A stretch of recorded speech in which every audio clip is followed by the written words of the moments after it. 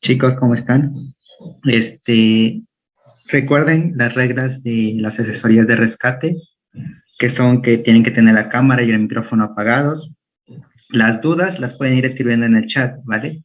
Yo se las voy a ir leyendo a Gary y si no, si es que él no las ve, y de todos modos al final yo creo que va a haber un tiempo para responder alguna duda que haya quedado ahí al aire, ¿no? Por favor, hay algunos que no tienen su nombre real. Entonces, esas personas que no tienen su nombre real, por favor, cámbienlo a su nombre completo, ¿sí? Porque no los podemos admitir si no tienen el nombre completo. Este, Respeten las reglas, por favor, porque si no las respetan, pues van a ser vetados de las asesorías de rescate. Y no pueden prender su cámara ni su micrófono, por favor, ¿vale? Entonces, esta asesoría de líquidos y electrolitos nos va a impartir Gary Calixto. Entonces, Gary, ¿ya estás listo? Yep. ¿Ya? Ok. Bueno, entonces te cedo la palabra, ¿vale? Gracias. Bueno, hola chicos, buenas tardes. Esta va a ser la primera sesión, ¿no? De las asesorías de rescate para su primer parcial de Fisio 1. ¡Qué emoción! Bien, hoy ¿qué vamos a hablar? Vamos a hablar básicamente sobre líquidos y electrolitos, ¿sí? Yo soy Gary Miguel Calixto, sí, soy instructor de la Academia de Fisiología. Y bueno, ¿de qué vamos a hablar el día de hoy? Vamos a hablar básicamente de las generalidades, ¿no? Recording in progress. ¿Okay? De las generalidades de líquidos, electrolitos, iones, ¿sí? Las diferencias que puede haber entre estos, los efectos. Vamos a hablar también de cómo se mueven los diferentes líquidos, electrolitos, ¿sí? De entre un compartimento a otro, ¿sí? Para eso vamos a tener que abordar también los mecanismos de transporte, ¿ok? Tanto pasivos como activos. Esto nos va a llevar a otro tema, que es la osmolaridad y tonicidad. Aquí vamos a abordar más que nada semejanzas, diferencias, ¿no? Importancia, relevancia, ¿ok? Y en cuanto a la quinta parte, que son alteraciones hídricas, ¿ok? Vamos a ver propiamente las alteraciones y las respuestas que pudieran tener las células a dichas alteraciones. Bueno, comenzando con las generalidades, ¿sí? Hay que preguntarnos, ¿el agua es importante? ¿Por qué? Bueno, resulta que gracias a un proceso largo y arduo de evolución, muchos de nuestros órganos se han adaptado para poder coexistir, manipular, sacar provecho de las distintas propiedades del agua, ¿ok? Es por eso que la usamos principalmente en papeles de transporte, ¿no? Esto queda manifiesto en el aparato cardiovascular. Transportamos sustancias que son necesarias para nutrir a las diferentes células o transportamos también sustancias de desecho hacia donde nos podemos deshacer de ellas. Por ejemplo, el riñón. El riñón es un órgano crucial para deshacernos de estas moléculas, ¿no? De estas sustancias. También tenemos un órgano que va a estar encargado de la absorción del medio externo, ¿ok? Este es el intestino. Otra de las funciones podría ser la termorregulación a través del sudor, ¿no? Que excretamos a través de la piel, ¿bien? Y otra función, tal vez no tan recordada, es su papel lubricante, ¿ok? No solo en las articulaciones, sino también la vamos a tener en algunos componentes como son el líquido pericárdico, el líquido intrapleural, ¿sí? Vamos a ahondar un poquito en esa parte más adelante. Ok. Todas estas funciones se las debemos esencialmente a las propiedades químicas, físicas del agua. Comencemos con esto. Una molécula de agua, ¿sí? Va a estar compuesta por un átomo de oxígeno, dos átomos de hidrógeno. Estos van a tener enlaces covalentes. Los enlaces covalentes, recordatorio, son enlaces muy fuertes, son de los enlaces químicos más fuertes que puede haber en la naturaleza. Pero no se queda aquí.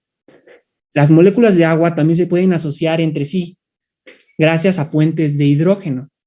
Y es en virtud de estos dos tipos de enlace que tenemos distintas propiedades del agua, como pueden ser su tensión superficial o su viscosidad.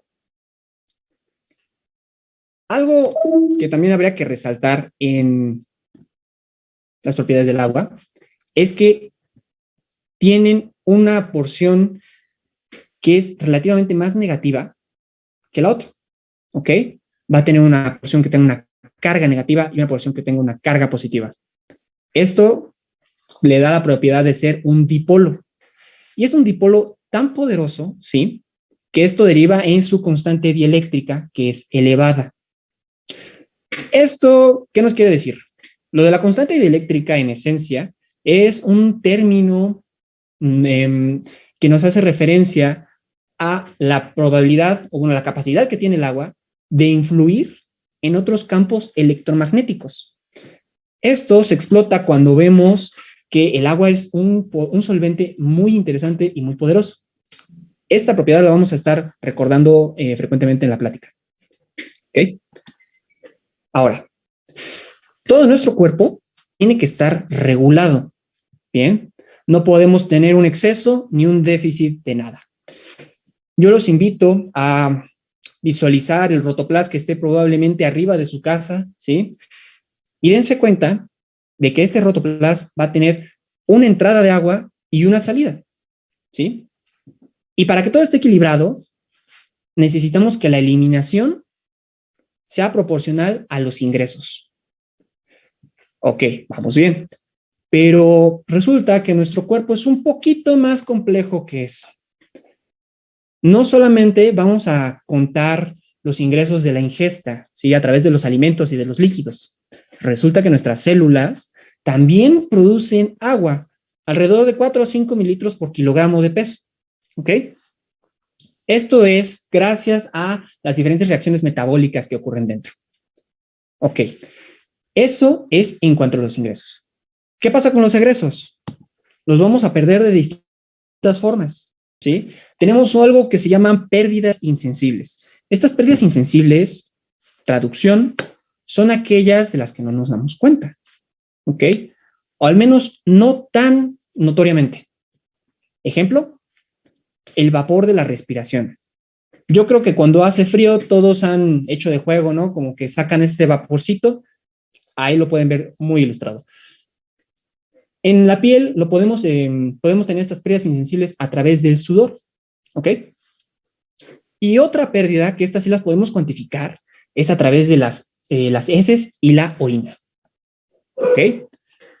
Todo esto es para que sepan, chicos, que la eliminación debe ser proporcional al ingreso, ¿ok? Debemos estar en equilibrio. Ahora, en cuanto al contenido del agua, vamos a tener electrolitos e iones. No son lo mismo, muchas veces se puede confundir, pero no son lo mismo. ¿Cuál es la diferencia esencial? Un electrolito nos genera iones. Los electrolitos son estas sustancias que se van a descomponer, se van a disociar cuando estén en un medio acuoso. Aquí es donde aplicamos lo de la constante dieléctrica elevada del agua, ¿ok? El agua es capaz de separar estos electrolitos iones, ¿va? ¿Qué es un ion? Es un átomo o una molécula con carga.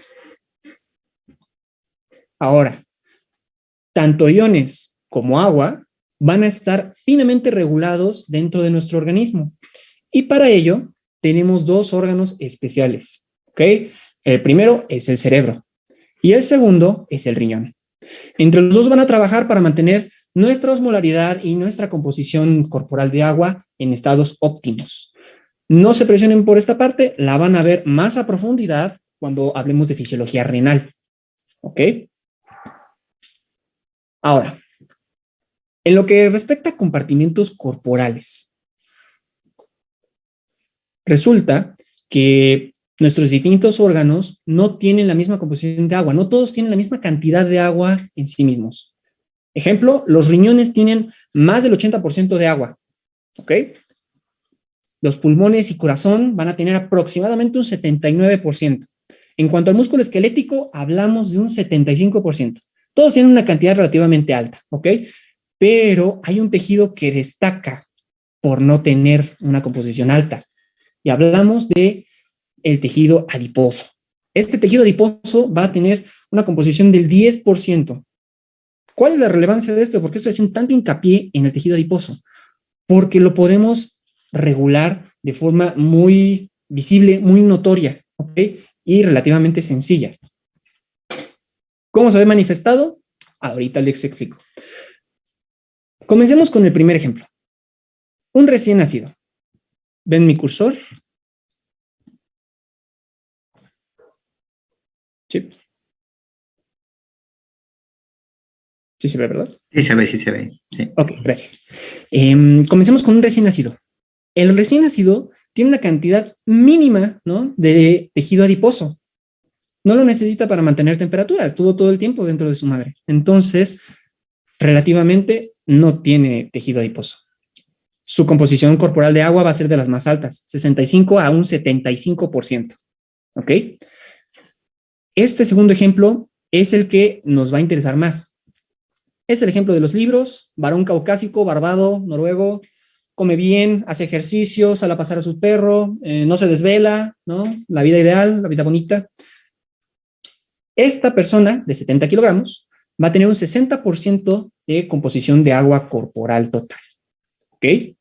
En cambio, una mujer que estuviera sometida a las mismas circunstancias va a tener un 50%. ¿Esto por qué? Porque tiene una mayor cantidad de tejido graso. ¿Dónde? En mamas, caderas, muslos, etc. Y en un ejemplo muy específico, tendríamos a la obesidad, ¿sí? Las personas que tienen obesidad tienen una mayor cantidad de tejido adiposo. Entonces, podemos llegar a disminuciones del agua corporal total de hasta 40%. ¿Ok? En síntesis, ¿por qué son diferentes las distribuciones de un cuerpo a otro? Además de la edad, del sexo, todas están fundamentadas en la diferencia del del tejido graso. ¿Ok? Va. Bien, ya analizamos por órganos. Ahora pasamos de lo micro a lo macro. Una persona, retomamos el ejemplo de este individuo de 70 kilogramos, ¿sí? Va a tener un 60% de agua corporal total. Hablamos de unos 42 litros aproximadamente de agua. ¿Bien? Esta agua corporal la podemos subdividir, la podemos compartimentalizar en dos porciones. La que vaya dentro del líquido intracelular y la que vaya en el líquido extracelular. Aquí les dejo esta pequeña mnemotecnia del rey de la canción, 40 y 20. ¿Quién va a ser quien tenga el 40%? Yo les pregunto, ¿quiénes son las estrellas de este show llamado fisiología? Las células. ¿Ok? Entonces, ellas van a tener este 40%, esta mayor cantidad de agua en comparación al líquido extracelular. Ahora, este líquido extracelular no se queda aquí. Lo podemos subdividir en distintos componentes: el transcelular, el plasma y el intersticial. Ajá, pero ¿cuál es la ciencia detrás de esto? Bueno, resulta que el líquido transcelular, a pesar de que es mínimo, ¿no? Un 5%, estamos hablando de 0.7 litros, fíjense nada más, 0.7 litros, es muy importante. ¿Por qué? Porque si aumenta, por ejemplo, el espacio intrapleural, nos puede dar una patología conocida como derrame pleural, ¿sí? La principal virtud del líquido transcelular es que va a estar confinado a sistemas epiteliales. Hablamos de el líquido cefalorraquídeo, ¿sí? El líquido del interior de las membranas sinoviales, el líquido intrapleural, el líquido pericárdico, ¿ok? Nos ayuda en gran medida como lubricante a reducir la fricción y además para tener medios de nutrimientos. ¿Ok? En cuanto al plasma, un 20% aproximadamente, 2.7 a 3 litros, más o menos. Creo que su función es muy evidente, sirve para el transporte principalmente, el transporte de distintas sustancias, ya sean nutrimentos o metabolitos de desecho. ¿Ok? Y en cuanto al líquido intersticial, este es lo que anteriormente se conocía como el medio interno, el medio interior. Compone un 75% de líquido extracelular. ¿Ok? Estamos hablando de aproximadamente unos 10 litros. Bien. ¿Por qué les pongo esta imagen? Porque básicamente es el agua en la cual están nadando las células, el agua que las rodea, ¿ok? Ahora, esta es la parte en la que yo pido interacción del público. Creo que sí, pueden dejar su comentario ahí en el chat. ¿Cuántos litros de agua corporal total, líquido intracelular, líquido extracelular tendríamos en un individuo obeso de 90 kilogramos que tenga aproximadamente 45% de grasa corporal total? Digo, de agua corporal total, una disculpa.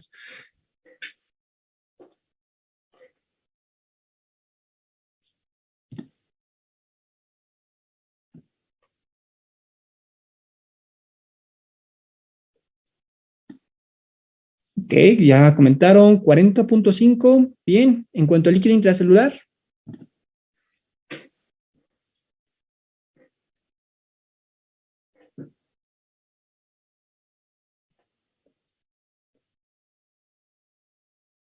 $24.3. Perfecto. En cuanto al líquido extracelular, chicos.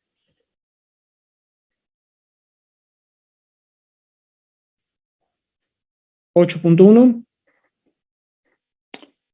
Bueno, aquí sería de 16.2.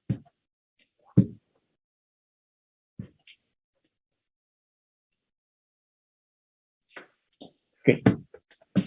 Perfecto. Ahora, dejando de lado esta parte, ¿sí? Vamos a hablar de los iones. Dentro de los distintos compartimentos corporales, vamos a tener una distinta composición iónica. Bien, por ejemplo, en el caso del líquido extracelular, el catión predominante va a ser el sodio, ¿ok? 145 poderosos milimoles. Y dentro de la célula va a ser el potasio, con sus poderosos 120 milimoles, ¿ok? Otro ion que hay que tomar en cuenta es el cloruro, el cual es el principal anión de líquido extracelular, ¿va? 116 milimoles, contraste con los 20 milimoles en el interior. El calcio, aunque esté a una concentración menor, va a tener un gradiente muy importante. Vean cuánto hay aquí fuera, 1 milimol, y cuánto hay aquí dentro, 0.0001 milimol, ¿ok? Es importante este ion, el calcio, a pesar de que es muy pequeño, es muy importante. ¿Por qué? Porque si aumentara su concentración dentro de la célula, nos haría una serie de catástrofes celulares que podrían llevar incluso a la muerte de la misma célula.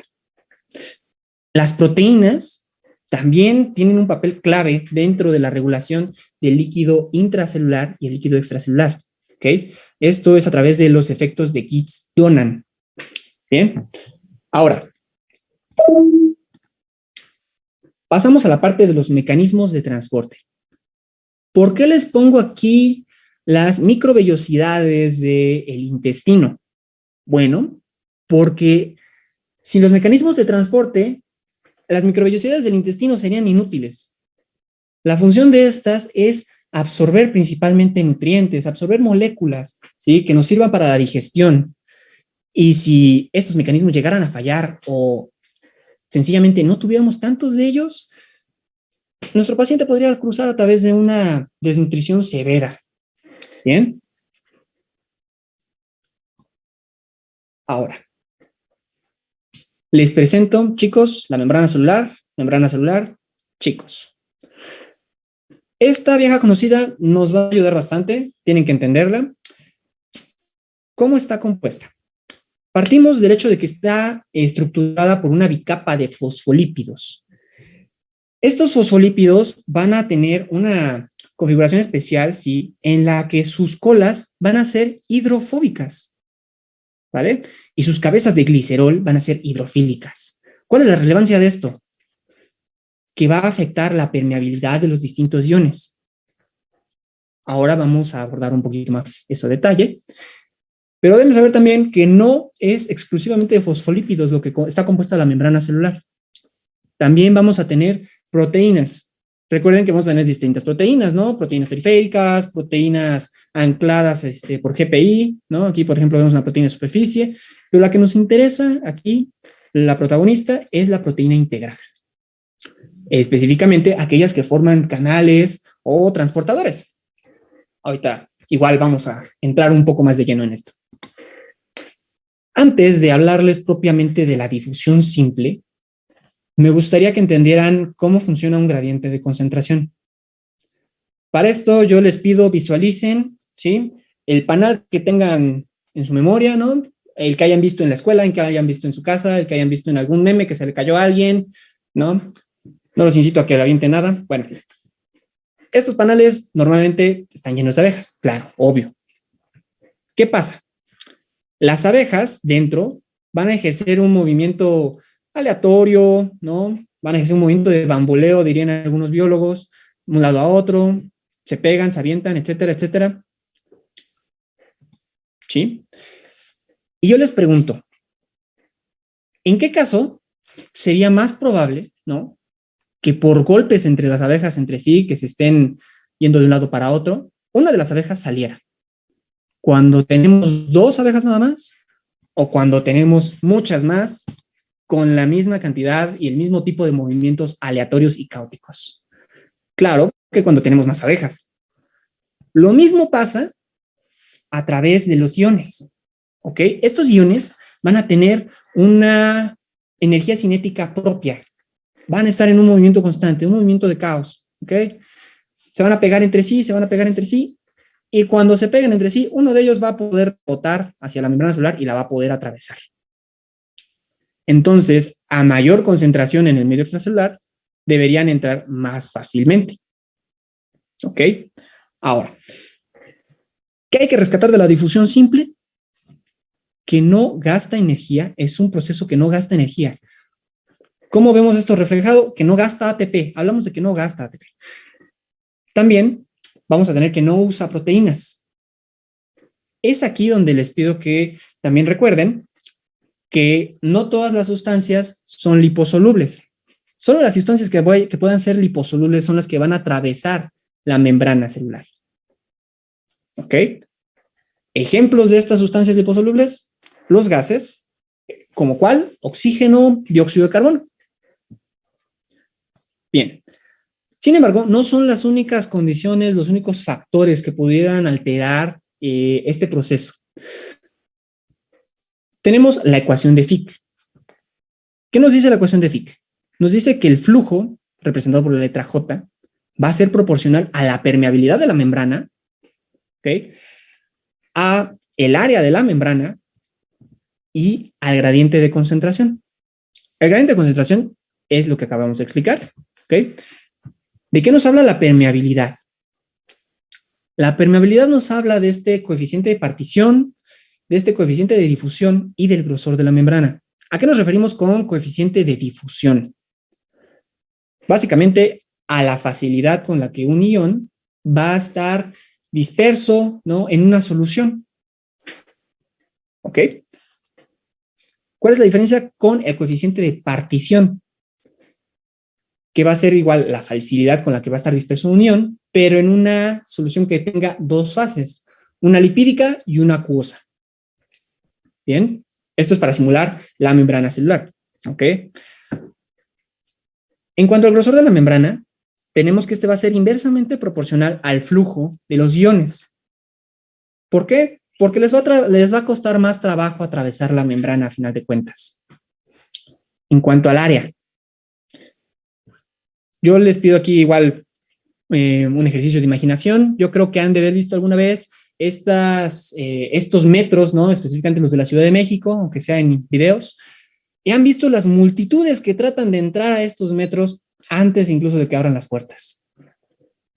Les pregunto, ¿dónde sería más fácil, ¿no?, que las personas, que estas masas de gente pudieran entrar al metro? ¿A través de puertas que tengan un área reducida o a través de puertas que tengan un área grande? Pues claro, a través de puertas que tengan un área grande. ¿Ok?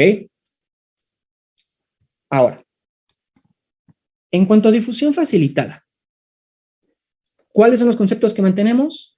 No gastamos ATP y seguimos ocupando los gradientes de concentración.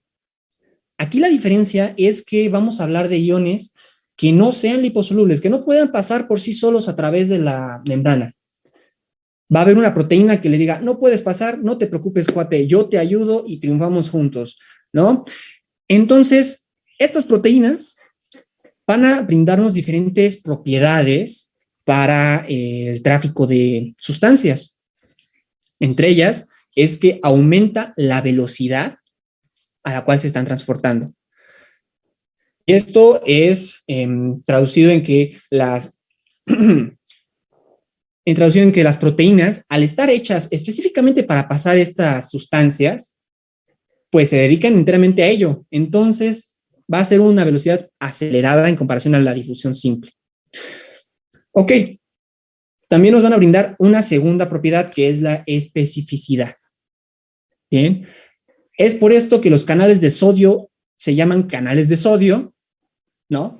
Ya pueden ser voltaje dependientes o regulados, etcétera, pero es por esto la especificidad. Y en virtud de la especificidad pasamos a la competición o competitividad.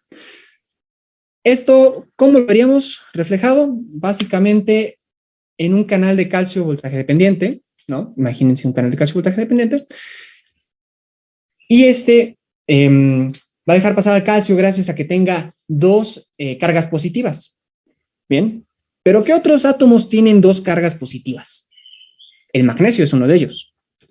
Entonces, el magnesio se pudiera acercar y decir, oh, el canal de calcio voltaje dependiente solo deja pasar cargas de átomos que tengan dos cargas positivas.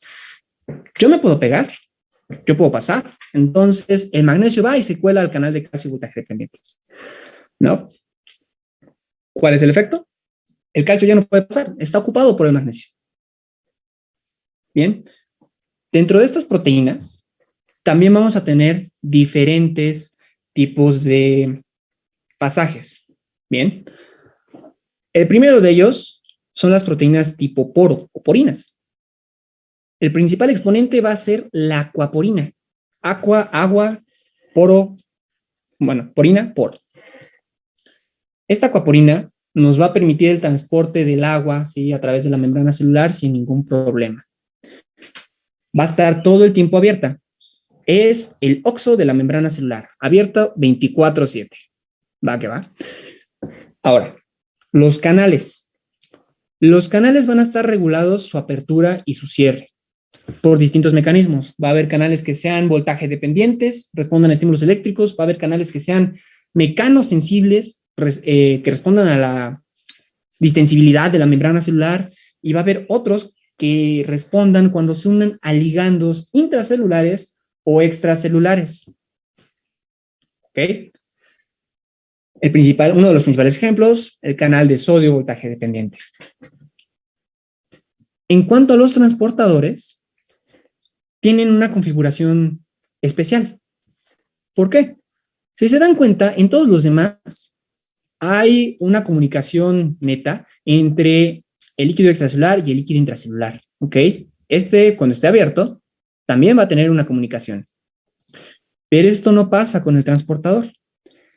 El transportador se abre de un lado y se cierra del otro. Bien, entra el ion, se adhiere y cambia. Se cierra de aquí y se abre de acá para permitir el paso. ¿Ok? Esto afecta principalmente también la velocidad de transporte. No es lo mismo una velocidad que tenga la aquaporina, que está libre, a la que tenga un transportador, que tenga que cambiar su configuración para poder darle permiso a la sustancia en cuestión para que pase. Ahora pasaremos a los mecanismos de transporte activos. ¿A qué nos referimos con activos? Aquellos que gastan ATP. ¿Por qué gastan ATP? Porque llevan a las cosas hacia donde ya tienen una concentración muy grande. ¿Ok? Van en contra de la naturaleza del gradiente de difusión. Entonces, el principal prototipo del transporte activo primario va a ser la bomba sodio-potasio ATPasa. Esta bomba sodio-potasio ATPasa nos va a llevar al medio extracelular 3 iones de sodio y va a permitir que entren 2 iones de potasio. ¿Ok? Pero si recuerdan, dentro de la célula ya hay un buen de potasio y todavía la bomba sodio-potasio agrega potasios. En el medio extracelular tenemos bastante sodio. Sin embargo, la bomba sodio-potasio sigue sacando sodios. ¿Ok? De estos sodios que fueron, por así decirlo, llevados al exterior de la célula, va a depender otro mecanismo de transporte, que es el mecanismo activo secundario. ¿Gasta energía? Sí. ¿Es energía propia? ¿Él por sí solo gasta ATP? No. Ocupa el gradiente de concentración que haya generado la bomba sodio-potasio, por ejemplo, y aprovecha el sodio. El sodio va a estar todo el tiempo diciendo, ay, por favor, déjenme entrar, quiero entrar, porque hay una mayor concentración aquí, ¿no? Entonces, por su gradiente va a querer entrar todo el tiempo. Y la célula le va a decir, oye, yo te dejo entrar, pero no puedes entrar solo. Entonces, va a existir este sistema de cotransportadores.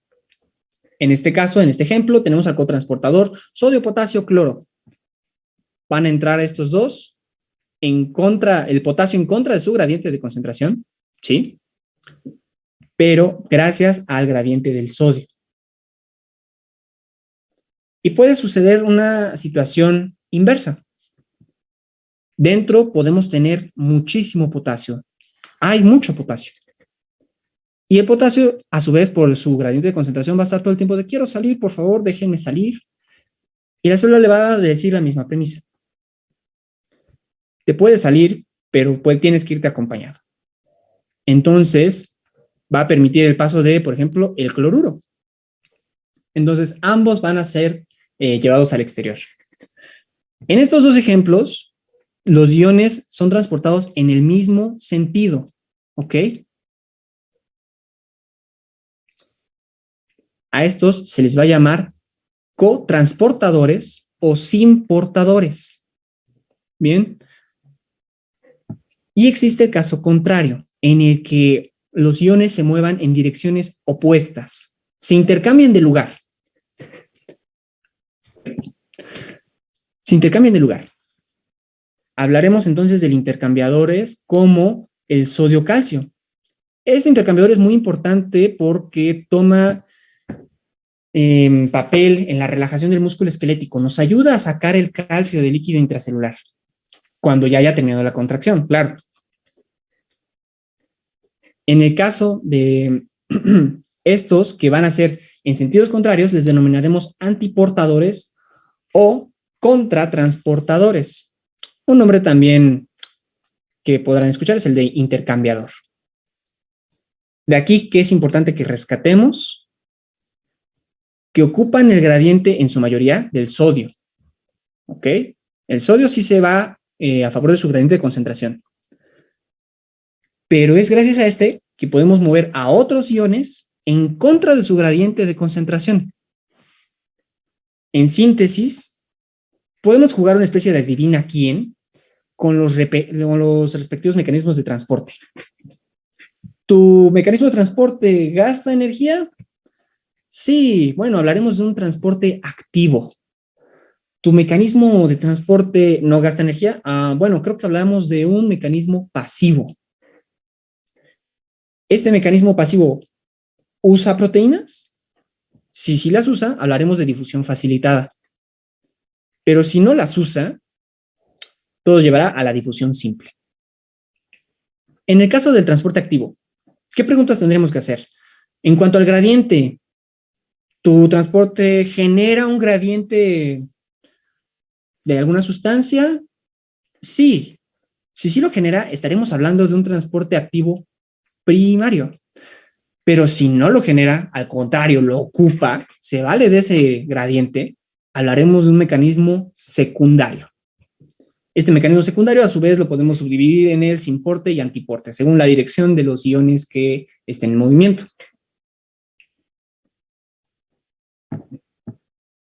Ok.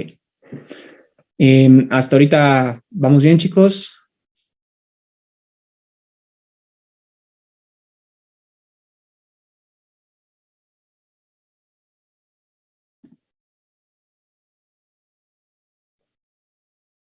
todo bien, todo bien.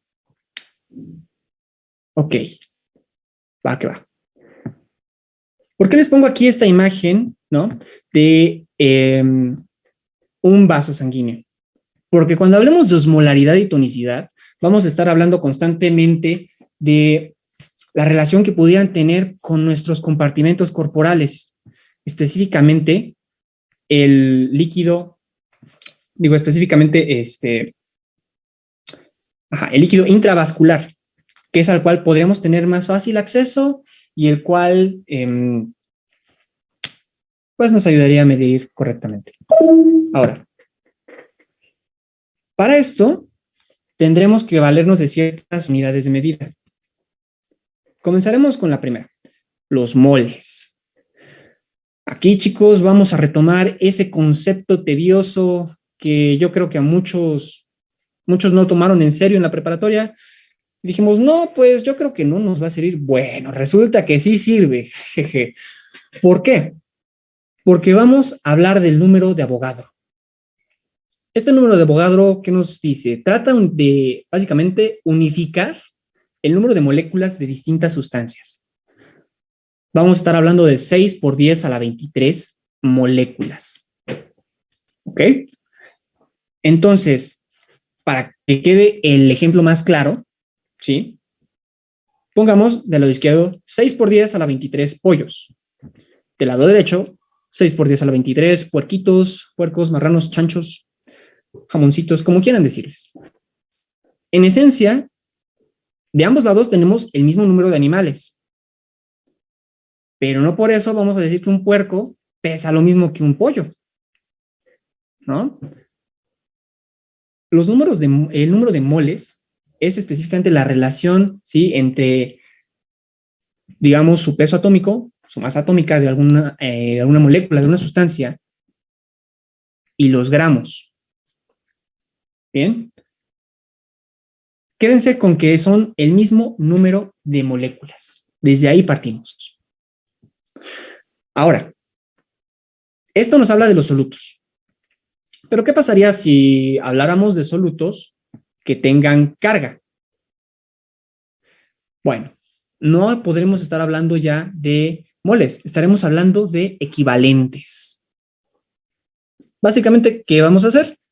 Vamos a multiplicar el número de moles por la valencia. ¿Sí? El valor de un mol, por ejemplo, digamos, de potasio, es de 0.551 gramos. Bien. Si lo multiplicamos por su valencia, que es menos 1, nos va a dar 0.551 equivalentes. Ahora, no son unidades sencillamente por decir unidades. Estamos hablando de medidas de concentración. Entonces tendremos que hablar de moles sobre litro y de equivalentes sobre litro. Aquí, ¿cuál es el detalle? Que nuestros compartimentos corporales tienen una concentración muy pequeña. Entonces diremos que son miliequivalentes y milimoles por litro. ¿Va? Ahora, otro término que se puede relacionar, y también es muy importante que lo sepan, son los osmoles. De aquí pido que recuerden lo que les dije al principio de la plática, ¿sí? Que los electrolitos son aquellos que gracias a la acción de un medio acuoso se van a disociar en iones. Acá pasa algo similar. Si tuviéramos un mol de cloruro de sodio, al introducirlo en un medio acuoso, este se va a disociar en sodio y en cloruro. Y respectivamente, cada átomo, ¿sí? Nos va a generar cada elemento nos va a generar un mol. ¿Ok? Entonces, si en un principio tuviéramos un mol de cloruro sódico, al ponerlos en agua, nos van a generar un mol de sodio y un mol de cloruro. ¿Entienden? De un mol de cloruro sódico sacamos 2 moles, básicamente. Pero esto es en sustancias que se puedan disociar. Existen otras tantas, como por ejemplo la glucosa, que aunque la sometamos a un medio acuoso, no se va a disociar. Un mol de glucosa nos da 180 gramos. ¿Ok? Y si lo sometemos a un medio acuoso, sigue siendo 180 gramos. No se disocia. ¿Esto a qué nos lleva? Que son estas moléculas, ¿sí?, disociables y no disociables, las que nos van a generar el concepto de osmoles. ¿Qué es un osmol? Son el número de partículas osmóticamente activas. ¿Ok? Ahora, los distintos compartimentos de nuestra sangre, de nuestro cuerpo, dígase líquido intracelular, líquido extracelular, etcétera, van a tener una osmolaridad similar. Y para calcular esta osmolaridad total, nos vamos a valer de tres componentes básicamente. El sodio, que como aquí pueden ver se multiplica por 2. Esto ya nos habla bastante de su importancia y de lo mucho que influye en la osmolaridad. Vamos a tener también a la glucosa y a la urea. Ahora, esto va de la mano con otros dos conceptos. Uno que es la ósmosis y otro que es la presión osmótica. ¿La ósmosis qué es? En sí misma es el flujo de agua de un compartimento que tiene baja concentración de iones a un compartimento que tiene una alta concentración. El agua es una convenenciera, va a ir a donde hay más. ¿Ok? En cambio, la presión osmótica tenemos entendida que es la presión necesaria para detener este flujo. ¿Cómo lo detendríamos? ¿Cómo detendríamos este flujo de agua? Pues tendríamos que aplicar una fuerza igual, pero en sentido contrario. Aquí se los ejemplifico un poco más. Imaginen que en el tubo gris del lado izquierdo tenemos una solución que tiene relativamente pocos iones. En la solución del lado derecho, una que es más rica, tiene una osmolaridad más grande. ¿Qué va a pasar? En primera instancia, el agua va a fluir por ósmosis hacia el lado que tiene más iones. ¿Ok? Aquí lo podemos ver. Y si quisiéramos detener este flujo, tendríamos que aplicar una fuerza contraria, pero de la misma magnitud. Bien. Ok, pasemos al siguiente punto, que es la tonicidad. La tonicidad es un concepto que habitualmente se confunde con la osmolaridad, pero deben saber, chicos, no es lo mismo. ¿Ok? Cuando hablamos de osmolaridad, hablamos de soluciones entre sí, pero cuando hablamos de tonicidad, hablamos explícitamente de la comparación que hay con el medio intravascular, con las células incluso. Hablamos de la osmolaridad que hay dentro de nuestro cuerpo, dentro de nuestras soluciones. Ahora, la tonicidad nos permite saber los efectos que hay en la célula a largo plazo. Bien. ¿Y cuál va a ser el principal determinante de esta tonicidad? La permeabilidad a los diferentes iones. Esto también lo pueden encontrar con un concepto parecido, que es el índice de reflexión, el coeficiente de reflexión. ¿Ok? Este coeficiente de reflexión, ¿qué nos va a decir básicamente? Si una sustancia puede pasar o no a través de la célula. Retomemos al sodio. El sodio tiene un coeficiente de reflexión de 1. Esto quiere decir que no va a ser permeable a la célula, no va a poder entrar. ¿Ok? Por mucho sodio que pudiera haber, no puede entrar. Es por eso que dentro de la tonicidad sigue siendo un factor determinante. Esta fórmula, 2 veces sodio más la concentración de glucosa sobre 18, es la fórmula que nos va a dictar la tonicidad. Sin embargo, aquí nos falta algo, ¿no lo creen? Nos falta la urea, que vimos en el concepto de osmolaridad. ¿Por qué no está ahí? Básicamente, la urea tiene un coeficiente de reflexión cercano a 0.3. Traducción, sí va a poder pasar a través de la membrana a través del tiempo. El hecho de que pueda pasar a través de la membrana nos va a decir que se puede equilibrar en ambos medios. Entonces ya no nos generaría un gradiente osmótico, ya no nos generaría una presión osmótica. Por lo tanto, no nos es útil para saber los efectos en la célula a largo plazo. Bien. Ahora, yo creo que han visto muchas veces este ejemplo, pero es relevante que repasemos esto. Imaginemos que la célula, ¿sí?, tiene un índice de reflexión de 1 para todos los iones que estén fuera. Es decir, ninguno va a poder entrar. Bien. Si tuviéramos en esta solución la misma cantidad de iones, la misma osmolaridad afuera y adentro, no habría un movimiento de agua neto. Si el agua está aquí y no hay quien la jale para afuera, pues ¿para qué se saldría? ¿No? Dice, estoy muy cómodo aquí, ¿para qué me saldría? Tengo la misma osmolaridad adentro que afuera. En el caso de una solución hipotónica, vamos a ver una solución que no tenga tantos iones, tenga una menor osmolaridad en comparación al líquido intracelular. ¿Qué va a pasar? El agua dice, oh, soy convenenciera, entonces voy a donde hay más iones. Oigan, hay más iones dentro de la célula, vámonos para adentro. Entonces aumenta el volumen intracelular y deforma la célula. ¿Qué pasaría en una solución hipertónica? Bueno, hay una mayor osmolaridad en el medio extracelular, ¿sí? Entonces, el agua que esté dentro va a decir, oigan, hay más agua aquí afuera. Creo que sería mejor que nos saliéramos. Y se sale. Esto igual tiene repercusiones en la morfología de la célula, a un proceso que se llama crenación. Para aterrizar esto bien, ¿cuáles son las diferencias entre osmolaridad y tonicidad?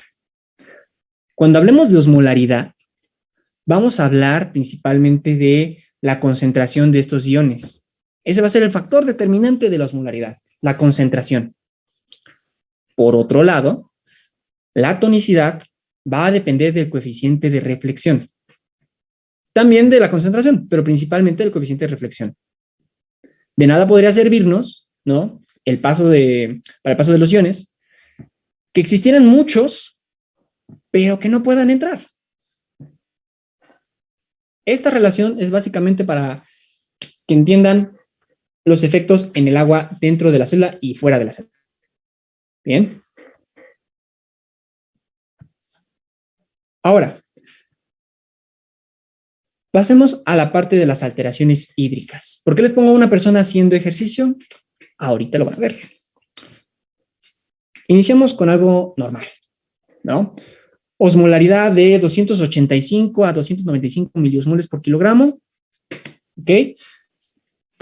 Un volumen de unos 42 litros. Recordemos que el agua corporal total en un individuo de 70 kilos vendría siendo eso, 42 litros.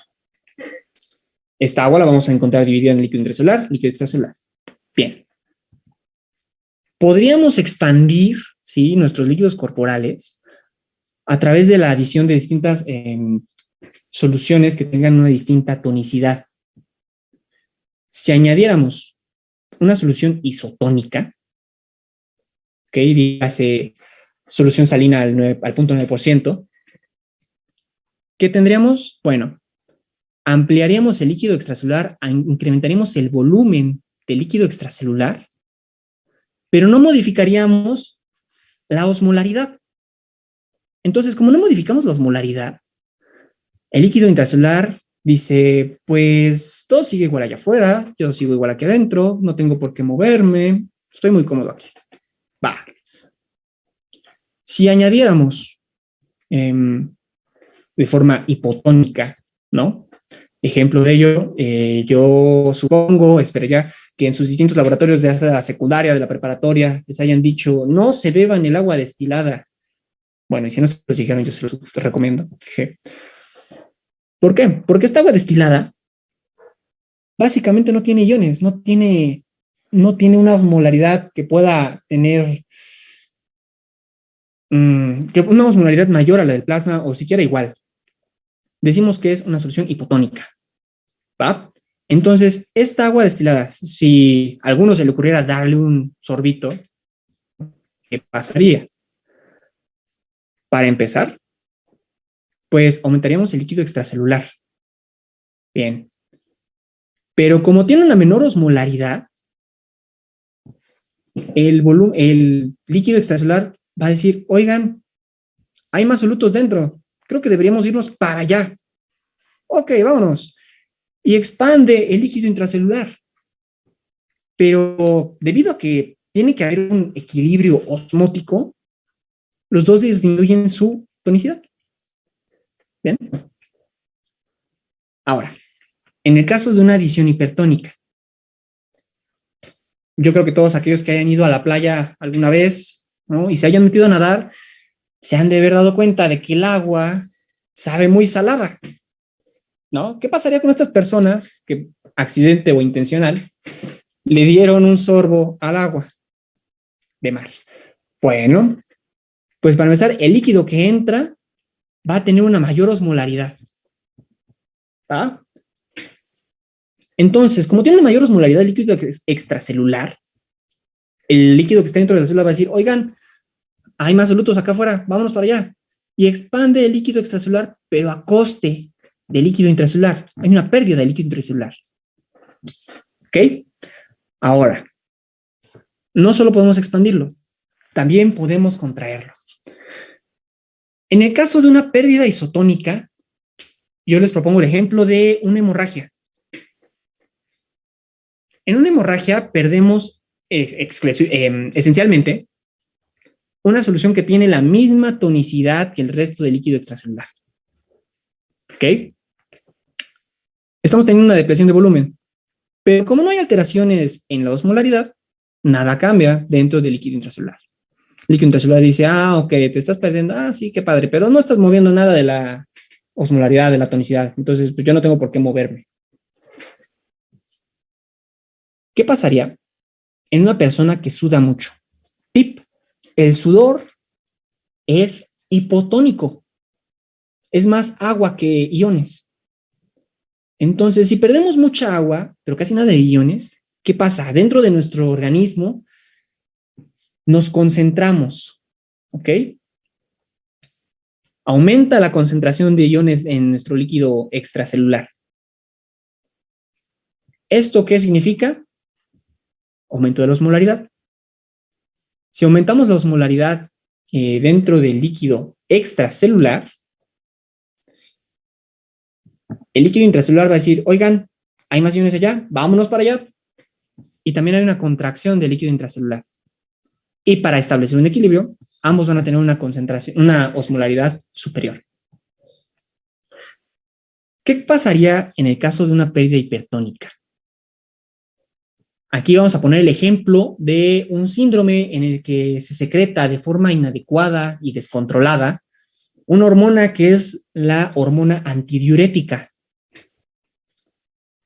¿Cuál es la relevancia de la hormona antidiurética? Digo, la verán a fondo en fisiología renal, pero aquí, ¿cuál es la relevancia? Esta hormona va a generar una mayor absorción de agua. ¿Ok? Entonces, si se secreta sin control, vamos a tener una absorción de agua de la misma manera, sin control. ¿Ok? ¿Y qué pasaría con la orina que está yéndose también a través de los riñones? Pues se vuelve hipertónica porque va sin agua prácticamente, ¿no? Entonces, si tenemos esta pérdida hipertónica, ¿cómo nos deja el medio extracelular? El medio extracelular prácticamente lo estaríamos reduciendo su osmolaridad. Bien. Entonces, ¿qué pasa si reducimos su osmolaridad? Bueno, va a decir el líquido extracelular, aquí ya no me conviene porque pues ya no tengo tantos solutos. Vámonos para el líquido intracelular. Entonces expandimos el líquido intracelular a coste del líquido extracelular. ¿Ok? En síntesis, podemos tener alteraciones del volumen, pero que no tengan cambio, ¿no?, en la osmolaridad. Por ejemplo, en el aumento de volumen, pero con una situación en la que no haya cambio en la osmolaridad, la ingestión de solución salina isotónica. ¿Sí? Otro ejemplo, en el que hubiera una disminución del volumen, pero no hubiera alteración de la osmolaridad, sería la hemorragia. Ya lo hablamos.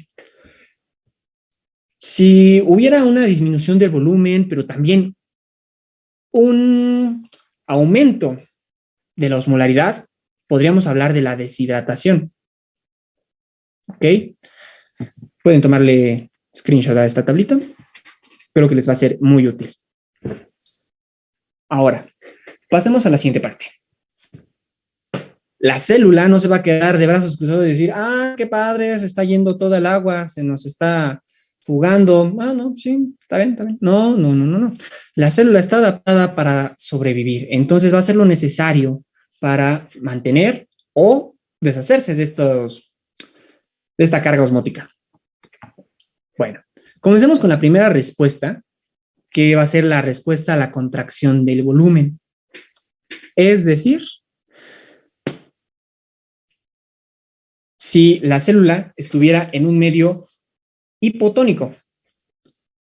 ¿Ok? Si la célula estuviera en un medio hipotónico, naturalmente le entraría, no, perdón. Si la célula estuviera en un medio hipertónico, lo que buscaría sería ganar agua. ¿Ok? Ya establecimos que la célula cuando está en un medio hipertónico va a perder agua. Bien. ¿Qué va a hacer en comparación? En reflejo, va a permitir la entrada de distintos iones, ¿sí? Que nos aumenten la tonicidad interior. Ejemplos están en la activación, ¿sí? De estos canales, de estos transportadores, sodio, potasio, 2 cloros. Si aumentamos la concentración intracelular, si aumentamos la osmolaridad intracelular, vamos a jalar agua. ¿Ok? Otro mecanismo es gracias a los intercambiadores de sodio-hidrógeno, ¿sí? Sacamos hidrógeno, metemos sodio, y al intercambiador de bicarbonato cloruro. ¿Cuál es el efecto neto? Ganamos cloruro potásico. Pero oye, no me dijiste nada del potasio. Ah, pues recuerden que el sodio que pudiera entrar va a salir a través de la bomba sodio-potasio. Entonces, el potasio que entra, ¿sí? Junto con el cloro, nos van a aumentar la tonicidad celular. Y esto va a aumentar el movimiento del agua desde el medio extracelular hacia el medio intracelular. ¿Qué pasaría en una situación contraria?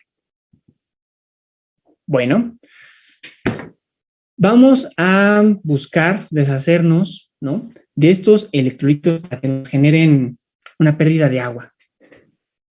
Aquí vamos a, ya sea a través de un canal único o un canal exclusivo para cada ion, vamos a tener que se van a salir tanto el cloruro como el potasio. ¿Ok? Y al perder esa carga osmótica, también perdemos el agua. Ok, chicos, bueno, pues eso es todo lo que les traje por hoy. Y yo les echo muchas porras en su examen. De verdad, échenle ganas, yo sé que pueden. Aquí les dejo alguna bibliografía, ¿sí? Por si quisieran consultarla. Gary, hay una pregunta. Ok. Dice que si no debemos considerar la sarcopenia en el cálculo del agua corporal total. Sí, sí se debería de considerar debido a que el músculo es también un reservorio importante de agua. Entonces, naturalmente, las personas que tuviesen menos músculo van a tener una menor cantidad de agua corporal.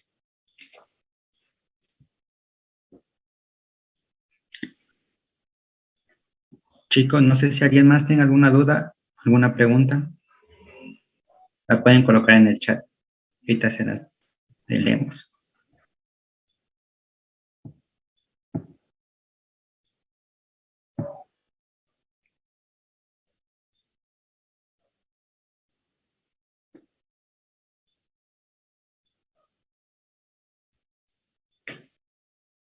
Ok. Natalia Vázquez pidió si podíamos repetir la última diapositiva. Claro que sí. Dame un segundito.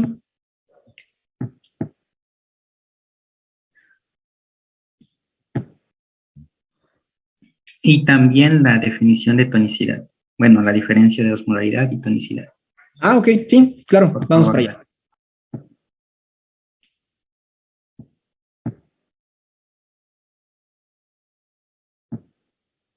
Ok, ya se ve mi pantalla, sí, ¿verdad?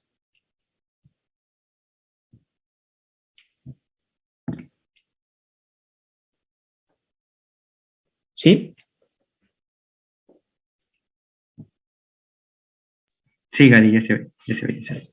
Es. En el caso, ¿no?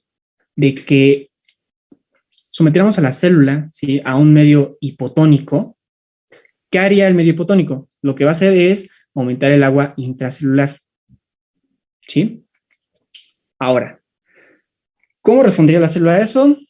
Se va a deshacer de el cloruro potásico, básicamente. Pero ¿cómo lo va a sacar? Puede ser a través de un mismo canal o a través de canales separados, tanto para el potasio como para el cloro. ¿Ok? ¿Cuál sería el efecto neto de esto? Que al perder estos iones, sacaríamos también parte del agua que está dentro de la célula. ¿Ok? ¿Sí quedó bien, Natalia?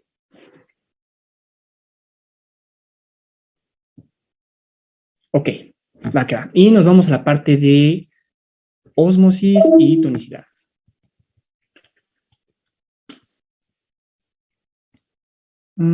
Ok. Partimos, yo creo que desde aquí. Osmolaridad. Dijeron osmolaridad, ¿verdad? Partimos desde aquí, entonces. La osmolaridad nos va a hablar, ¿sí? Del número de partículas que son osmóticamente activas, es decir, el número de moléculas que pudieran tener un poder osmótico, el número de moléculas que nos van a poder jalar agua. En otras palabras, los principales determinantes van a ser la concentración de estos iones, el sodio, la glucosa, bueno, comprendes, el sodio, la glucosa y la urea. ¿Ok? En cuanto a la tonicidad, hablamos más específicamente de un término comparativo entre los compartimentos corporales y cualquier otra solución. Si nos hablan de tonicidad, nos hablan de eso, líquidos corporales en contra de cualquier otra solución.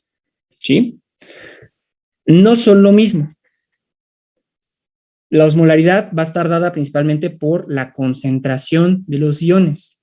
En cambio, la tonicidad va a estar dada por el coeficiente de reflexión. Es decir, si estos iones pueden pasar o no a través de la membrana celular. ¿Cuál es la relevancia de eso? Que si pueden pasar a través de la membrana celular, se van a equilibrar y ya no nos van a generar un gradiente osmótico. Pero si pudieran pasar, si no pudieran pasar, si se pudieran acumular de un lado, como el sodio, ¿no? Hablábamos de que tiene un coeficiente de reflexión de 1. Al acumularse aquí, sí nos van a poder generar cambios dentro de la célula. ¿Ok? Entonces, por eso les decía, la osmolaridad va a estar principalmente dada por la concentración de estos distintos iones, mientras que la tonicidad se vale, sí, también de la concentración, pero específicamente del coeficiente de reflexión. Ok, Juárez Vázquez, Guadalupe, quedó un poquillo más claro.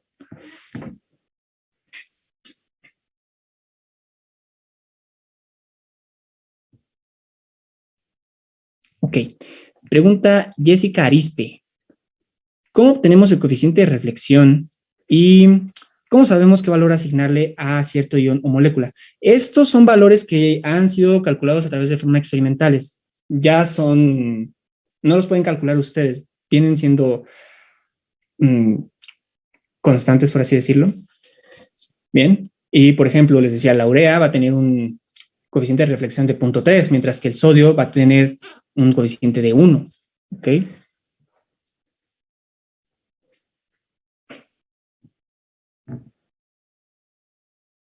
¿Qué otras preguntas hay? Ok, no hay de qué.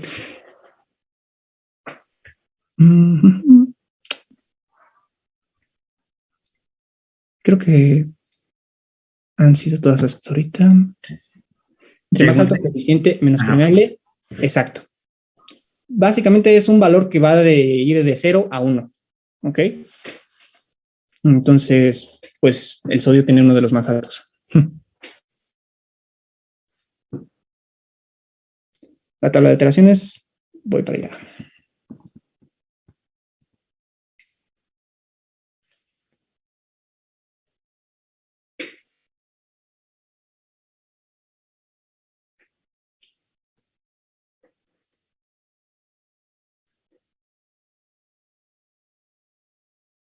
No hay de qué, Isaac.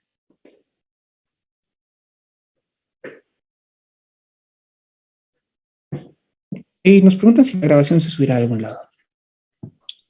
Chicos, la grabación, nosotros les avisamos, ¿vale? Lo vamos a discutir para ver si podemos subirla o no. Es que por cuestiones de derecho de autor de las imágenes y cosas así, no siempre podemos compartirlas. Entonces, nosotros les avisamos, ¿vale? Si es que sí, pues se las pasamos. Si es que no, pues ya que. No sé si alguien tiene alguna otra pregunta, duda.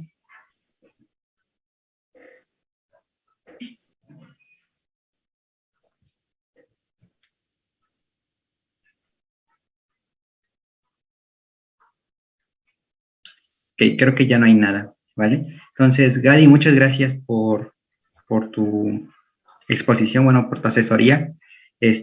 Muchas gracias, chicos, por su asistencia. Espero que les vaya muy, muy bien en su examen, ¿vale? Entonces, si se inscribieron mañana, mañana nos vemos, ¿vale?